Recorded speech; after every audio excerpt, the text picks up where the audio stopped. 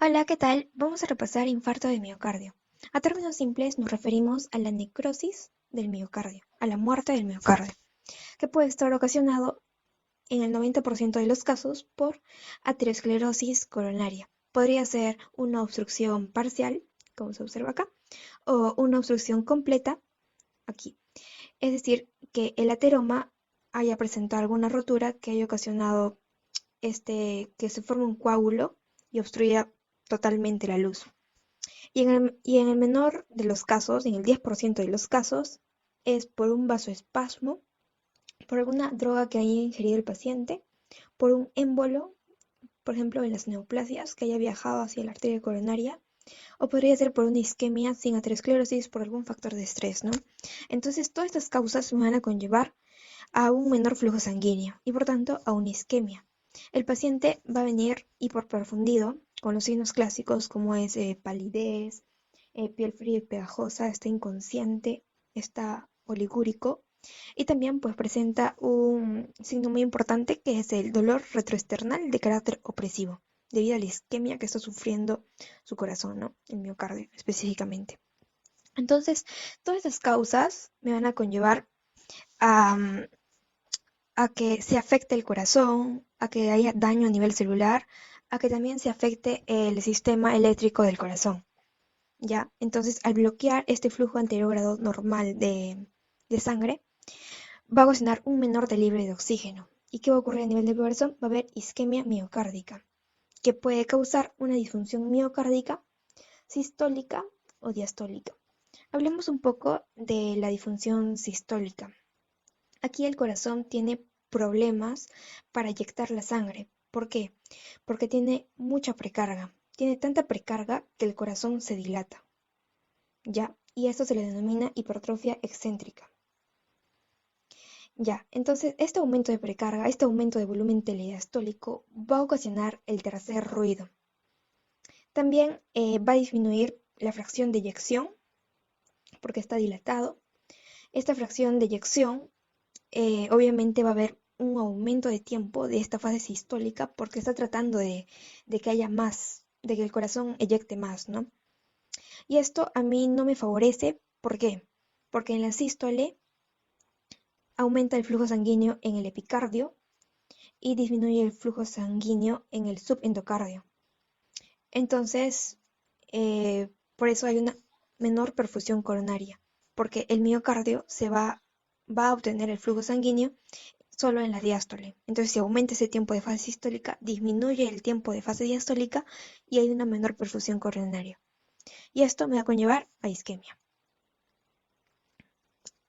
E inclusive quería mencionar que al aumentar el tiempo de fase sistólica va a ocasionar una alteración del ritmo y a la larga puede causar arritmias mortales como la fibrilación ventricular. Ya. Ahora hablando sobre la disfunción diastólica, vamos a decir que es un ventrículo hipertrofiado, pero no por la sobrecarga de volumen como en la disfunción sistólica, sino por la sobrecarga de presión. Inclusive acá la precarga está disminuida. ¿Por qué? Porque se hipertrofió tanto el corazón que ha dado un menor espacio que el volumen sanguíneo se llene. Entonces, por tanto, se origina una hipertrofia concéntrica. Ya, entonces ha aumentado tanto esta presión telediastólica, porque el espacio ha sido reducido, como ya lo mencioné, que ha ocasionado un flujo retrógrado. ¿Ya? Un flujo retrógrado hacia la aurícula izquierda o también puede ser hacia la aurícula derecha. Si fuera hacia la aurícula izquierda, va a ocasionar signos de insuficiencia cardíaca izquierda, ¿no? Aumenta la presión en la aurícula izquierda, como vemos acá, aumenta tanto la presión que como está en un flujo retrógrado se va hacia las venas pulmonares y afecta al pulmón. Aumenta la presión hidrostática por toda la sobrecarga de volumen de acá. Entonces aumenta la presión hidrostática y causa un edema pulmonar. Y eso pues me causa congestión pulmonar. Mi paciente viene con disnea, viene con crepitantes. Ahora, si el flujo retrógrado fuera hacia la aurícula derecha acá habría sobrecarga de volumen, ¿ya? Si va hacia la vena cava superior, causaría una incrustación yugular Si va hacia la vena cava inferior, causaría hepatomegalia o edema de miembros inferiores, ¿no? Entonces, acá hay congestión sistémica. En la aurícula izquierda, congestión pulmonar por la sobrecarga de presión. Ya. Otra cosa que ocasiona la isquemia miocárdica es el CIRS. ¿Y cómo así? Bueno, habíamos dicho que hay un menor oxígeno. Este menor oxígeno va a conllevar a que se ocasione la glucosis anaeróbica, ¿no?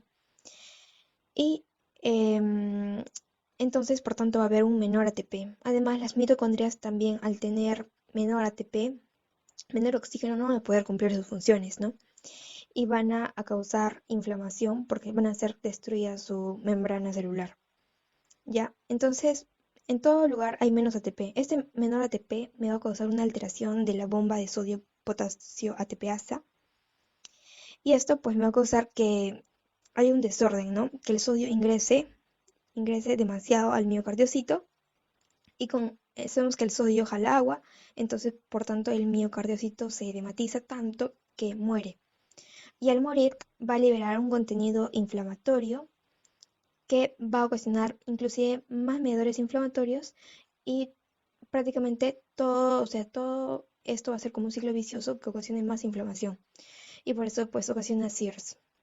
Y el CIRS sabemos que una respuesta compensatoria del sistema nervioso simpático es la vasoconstricción. También hay una menor perfusión porque ha aumentado tanto la demanda de oxígeno, demanda de ATP, este proceso inflamatorio que causa una hipoperfusión también. Ya. Entonces, disminuye la función del ventrículo izquierdo de manera global. Causa un menor volumen sistólico y una mayor presión telediastólica, ¿no? Como habíamos revisado. Este menor volumen sistólico va a disminuir también la presión de la aorta, porque el volumen que se está eyectando del ventrículo izquierdo lo hace con tan baja presión que también la aorta como que también le sigue la corriente. Entonces aumenta la presión telediastólica, hay más precarga en el ventrículo izquierdo y por tanto hay menor perfusión de la coronaria porque hay un menor tiempo de la diástole, como habíamos comentado. Entonces vemos cómo todos los procesos me conllevan a una isquemia.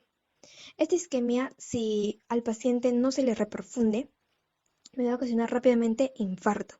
Pero si es que sí lo hace, puede haber dos fases, una lesión reversible o una lesión irreversible.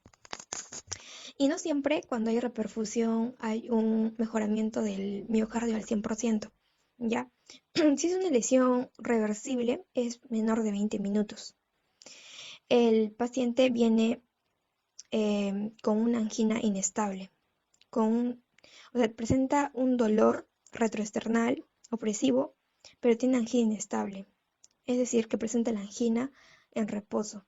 Ya, eso nos indica que hay una obstrucción, no es una obstrucción total, sino es una obstrucción parcial y no hay isquemia.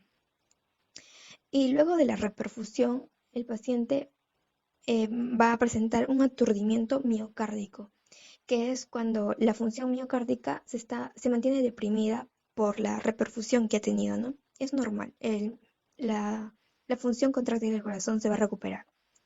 Ya, también hay un preacondicionamiento. Esto es algo benéfico porque va a proteger al corazón de otra lesión isquémica que tenga. Ya va a tener mecanismos adaptativos. Y hay una lesión irreversible cuando ya pasó más de 20 minutos. De 20 a 60 minutos consideramos que es un infarto subendocárdico. Este infarto subendocárdico va a ocasionar como resultado de la reperfusión un miocardio hibernado. Es decir, que se va a recuperar, pero no al 100%. Su función contráctil está disminuida, ¿ya? ¿Y por qué primero se afecta la capa del subendocardio y no la de subepicardio? Debido a que la de subendocardio está más interna, es la capa más interna del corazón, a la que las arterias coronarias tienen más dificultad de irrigar, ¿no? Ya, si ocurre más de 3 horas a 6 horas, hablamos de un infarto subepicárdico o transmural. Es el de peor pronóstico porque la arteria está totalmente obstruida y me va a ocasionar un miocardio infartado, es decir, que ya ocurrió la muerte, ¿no? Hablando de los tipos, quería resaltar justamente los que acabo de mencionar. El tipo 1, que es el infarto transmural, el subepicárdico. Ya, como les decía, hay una obstrucción total.